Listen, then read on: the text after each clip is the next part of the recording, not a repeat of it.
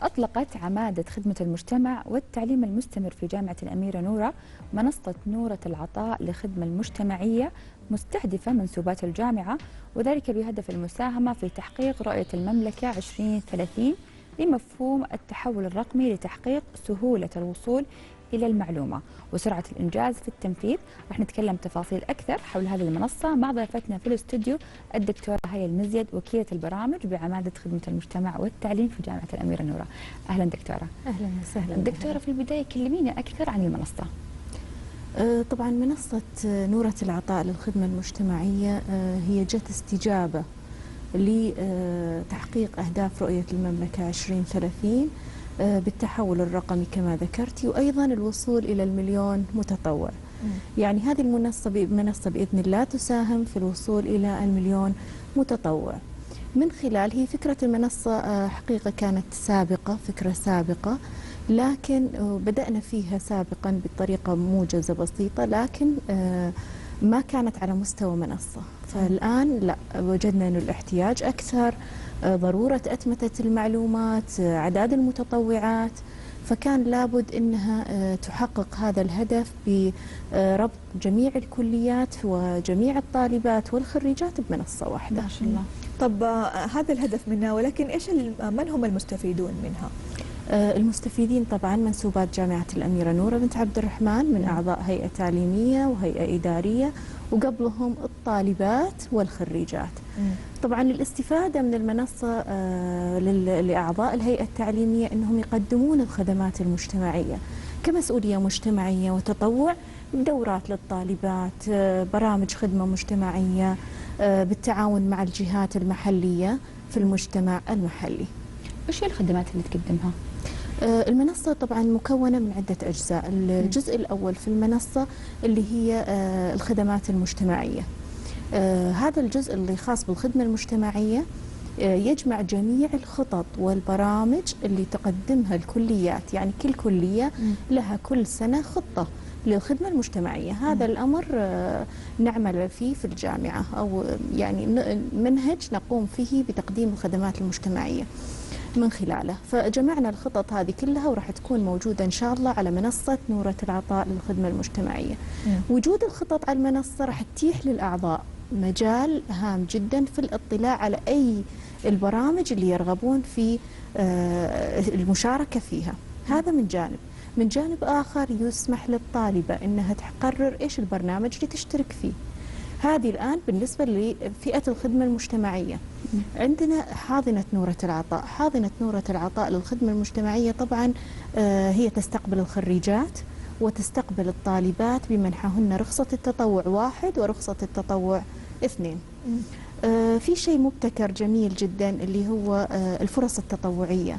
طبعا كثير من أعضاء، أنتم عارفين أعضاء جامعة الأميرة نورة بنت عبد الرحمن ما شاء الله خبرات في عدة مجالات. طبعا هذه الخبرات خلت عليهم طلب من المجتمع المحلي أنه يا جماعة شاركونا في الخدمات المجتمعية، عندنا فرص تطوعية.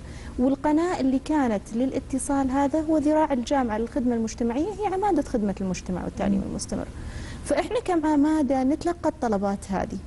فكانت فكرة إيجاد الفرص التطوعية أنها تظهر على المنصة يتيح للأعضاء المهتمين أنهم يستفيدون من الفرصة التطوعية ويفيدون المجتمع المحلي أو الطرف اللي طلب الفرصة التطوعية. فإذا هي حلقة وصل ما بين المجتمع المحلي بطلب الفرص التطوعية وما بين أعضاء الجامعة لتقديم خبراتهم من خلال الفرص التطوعية.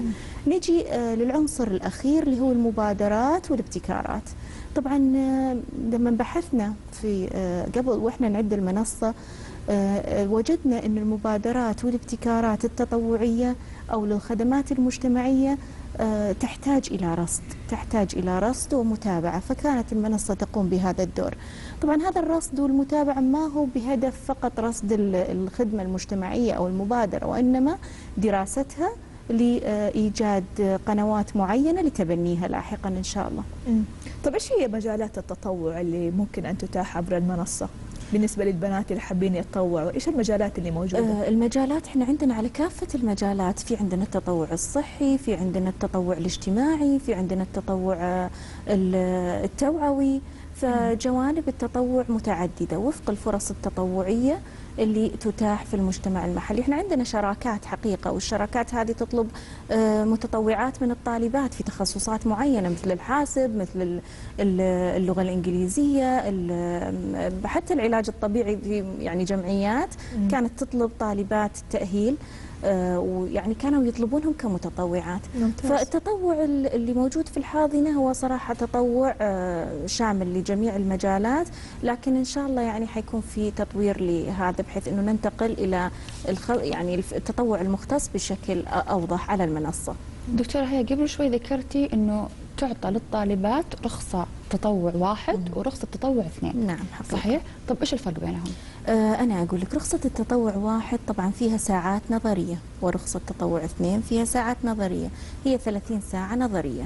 بعد كذا نجي للساعات المكتبية، ساعات العصف الذهني اللي يقضونها الطالبات في إنشاء مشروع تطوعي معين أو في تقديم خدمة تطوعية أو فكرة أو مبادرة، أيضا تحسب لهم هذه الساعات. وآخر شيء ساعات العمل التطوعي.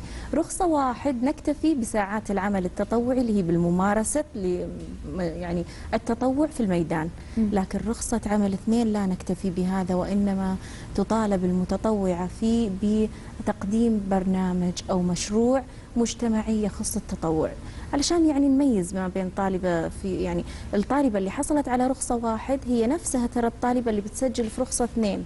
فشرط رخصة 2 إنه الطالبة تجتاز رخصة 1 وبعدين تسجل في رخصة 2، وبعد كذا نشوف ثمرة الإعداد هذا. ممتاز. طبعا كل مرحلة أو كل رخصة تستغرق 100 ساعة تطوعية في خلال سمستر واحد.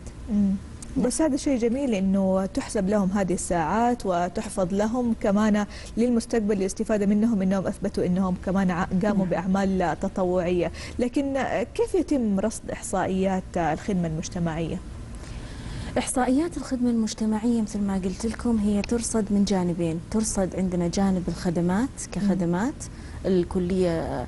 عندنا حقيقة ما شاء الله الكليات في بينهم منافسة للخدمة المجتمعية، ففي كليات عندنا بارزة جدا في نشاط الخدمة المجتمعية وفي كليات أبرز. طبعا هذا يعود لنشاط الأعضاء، لتخصص الكليات أيضا يؤثر على الشيء هذا. ترصد الأنشطة هذه أو الخدمات المجتمعية من خلال الخطط. الخطط تحتوي على البرامج الخدمة المجتمعية اللي تقدمها الكلية خلال العام الدراسي في الفصل الدراسي الأول وفي الفصل الدراسي الثاني. هذا جانب الخدمات المجتمعية. نجي إلى الرصد الآخر. الرصد الآخر اللي هو أعداد المتطوعين. عندي أعداد من الهيئة التعليمية وأعداد من الهيئة الإدارية، ومشاركة الطالبات أيضا ترصد. فهو في النهاية على أعداد الفردية كمنسوبات وأيضا كأعداد خدمة مجتمعية. ممتاز. طيب دكتورة هي ما شاء الله مجهود جبار يعتبر. إن شاء الله الله ينفع يا رب فيه. طيب إيش الأشياء المتوقعة المخرجات من المنصة؟ والله المخرجات المتوقعة أول شيء أتمتت الخدمات المجتمعية مثل ما قلنا، بحيث أنه يسهل علي أنا كعضو بدل ما أروح لمنسقة الخدمة المجتمعية في الكلية وأقول لها لو سمحتي أعطيني خطة الخدمة المجتمعية، لا أنا أدخل باليوزر نيم الخاص فيني اللي مربوط أصلا بنظام تيسير، يتعرف علي النظام، يدخلني على كليتي، أقدر أشوف الخطة الخدمة المجتمعية وأختار ما يناسبني منها. وأيضا كطالبة أنا كطالبة أقدر أدخل أستخدم رقمي الجامعي المربوط بنظام بانر، وأيضا أشوف الخدمات المجتمعية والفرص التطوعية اللي نزلناها في المنصة هذه. فهذا الشيء طبعا يسهل للطالبة ويشجع على حركة العمل التطوعي بصورة أنشط. يعني دائما بدل ما تسألين شخص تصلين إلى المنصة الإلكترونية وهي الأقرب في التعامل، خصوصا أنه أعضاء هيئة التدريس والطالبات في ضوء التعليم عن بعد، يعني أصبح التعامل مع المنصات الإلكترونية واقع ملح وضرورة يجي يعني فرضها الواقع هذا. طيب آلية التسجيل بالنسبة لهذه المنصة كيف بتكون؟ آلية التسجيل بالنسبة مثل ما ذكرت لكم للأعضاء الهيئة التعليمية والهيئة الإدارية عندهم رقم مستخدم، وعندهم أيضا يوزر نيم وباسورد، هو رقم مستخدم يوزر نيم وباسورد يدخلون فيه من خلال المنصة بدخول رابط بسيط جدا، هو مو رابط، الدخول يضغط المستفيد على هذا سواء كان عضو هيئة تعليمية أو إدارية، يدخل رقمه يتعرف عليه النظام، من خلال نظام تيسير ويأكد له الدخول للمنصة. والطالبات في عندنا جزئين، في عندي الطالبة اللي مسجلة في حاضنة نورة العطاء، فتصلها رسالة تأكيد بالتسجيل إنه أنت مسجلة في الحاضنة، أهلا بك، وتقعد يعني تشوف الفرص اللي موجودة، الدورات التدريبية تسجل فيها، الأنشطة التطوعية في الممارسة التطوع أيضا تسجل فيها وتنجز ساعاتها. إذا كانت غير مسجلة فتسجل في الحاضنة، وبالتالي تظهر لها رسالة قبول، وبعد ما تظهر لها رسالة القبول هذه خلاص تقدر تشوف أيضا نفس الشيء الفرص التطوعية وين هي حابة وفق تخصصها. طيب دكتورة هيا، في هناك طموحات مستقبلية للمنصة؟ إن شاء الله أي، عندنا طموحات مستقبلية. الآن مثل ما ذكرت لكم المنصة تخدم الأفراد كأفراد كمنسوبات، سواء كانوا هيئة تعليمية أو إدارية، وطالبات وخريجات. في عندنا شيء جانب مهم اللي هو الفرق التطوعية. طبعا إن شاء الله حيكون لمنصة نورة العطاء جانب خاص، أيقونة خاصة لتسجيل الفرق التطوعية. وما أخفيكم الفرق التطوعية موجودة عندنا في الجامعة، في عندنا عدد من الفرق التطوعية تبع الكليات، فإذا رح نعنى بشكل أدق في المرحلة القادمة إن شاء الله القريبة في تطوير المنصة. احنا يعني قدنا نطلق المنصة ونشوف الصدى الخاص فيها ونشوف خدمتها والخدمات المتوقعة منها، وبعد كذا نبدأ في تسجيل المرحلة الثانية الفرق التطوعية اللي موجودة في الجامعة. وهنا يعني حندخل أكثر على التطوع المختص. ليش؟ لأنه كل فريق له هدف، كل صحيح. فريق له مجال للخدمة وفق اختصاص الطالبات أو الخريجات اللي منضمات للفريق هذا، واللي يقودون أعضاء من الهيئة التعليمية أو حتى الإدارية. هي المنصة إلى الآن حصرا فقط على أعضاء التدريس وطالبات جامعة نورة فقط. وخريجات الجامعة اللي يدخلون من رقمهم المدني. يعني الخريجة إذا أنهت 6 أشهر وما سجلت في الحاضنة خلاص هي النظام بانر يعني ما حيتعرف على رقمها الجامعي، لأنه مدة احتفاظ الرقم الخريجة أو يعني اللي احنا حاطينها في إعدادات المنصة 6 أشهر. بعد ال6 أشهر تدخل في رقمها الوطني، رقم السجل المدني، وونس انها دخلت برقم السجل المدني مباشرة راح تسجل تسجيل جديد ويقبلها النظام لأنها خريجة من خريجات الجامعة. طبعا في أيضا احنا نسعى بالمنصة هذه أنه نكون إن شاء الله نموذج للجامعات السعودية في أتمتة الخدمات المجتمعية. هذا يعني جانب هام جدا، وإن شاء الله بحول الله نتمكن أنه نحقق أنه المنصة تحقق النجاح المرجو، بحيث أن نصل أن نكون نموذج للجامعات السعودية إن شاء الله. دكتورة هيا، كيف لقيتم الإقبال من الطالبات أو من هيئة التدريس الأعضاء الهيئة يعني إلى الآن على المنصة؟ والله مترقبين حقيقة. يعني أول شيء منسقات الخدمة المجتمعية، رئيسات الوحدة الخدمة المجتمعية، كلهم حابين أنه خططهم مباشرة تنزل على المنصة هذه، تحصل لها الإجراءات الإدارية من المتابعة والتدقيق وإلى آخره، وتكون خلاص في المنصة واضحة للجميع.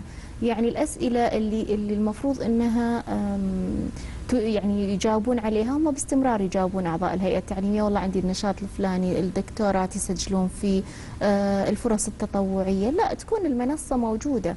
حتى الفرصة التطوعية يكون فيها عدالة، لما تنزل الجميع يراها، الجميع كل من حاب يشارك فيها يقدر، يعني الباب مفتوح. ما هي المسألة انه والله انا زميلتي فلانة ممكن اعرف انه اقدر افيدها او كذا، الاقرب مني او الاقرب من زميلاتي، لا، نبغى الفرصة التطوعية تحقق العدالة بانها تصل للجميع، الجميع يملك حق المشاركة فيها.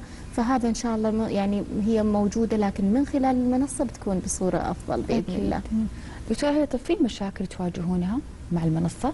لا حتى الآن الحمد لله. يعني الإطلاق احنا عندنا داتا ما تتخيلين حجم الداتا اللي موجودة. هو أنا عشان كبر الحجم أحس إنه عندنا ممكن حجم من الداتا قاعدين الآن ندخلها في المنصة تدريجيا علشان، لكن الحمد لله المنصة إلى الآن تعمل بشكل جيد جدا، وما يعني من المستخدمين ومن الطالبات اللي سجلوا فيها ما عانينا أي مشكلة. بإذن الله ما تعانوا من مشاكل. أهم شيء في الأخير لو تحب توجهي كلمة أو رسالة للطالبات ولأعضاء هيئة التدريس بخصوص هذه المنصة. طبعا يسعدنا احنا في جامعة الأميرة نورة بنت عبد الرحمن وعمادة خدمة المجتمع والتعليم المستمر انه نكون طريق العضو الهيئة التعليمية من خلال المجتمع المحلي. يعني احنا نقطة الوصل اللي تصل ما بين عضو الهيئة التعليمية والإدارة والإدارية والطالبات والخريجات للوصول إلى الخدمات المجتمعية المتاحة في المجتمع المحلي. احنا نسعد يعني دائما بسماع آرائهم حول المنصة، آرائهم اللي ممكن نطورها أيضا ونستفيد منها، وأدعوهم جميعا للتسجيل في المنصة هذه، وآلية الدخول بسيطة جدا، وبالتوفيق إن شاء الله لهم. كل التوفيق لكم دكتورة هاي المزيد، شكرا لك وشكرا لوجودك معنا. سهلا، شكرا لكم. مشاهدينا انتظروا المزيد ولكن بعد الفاصل.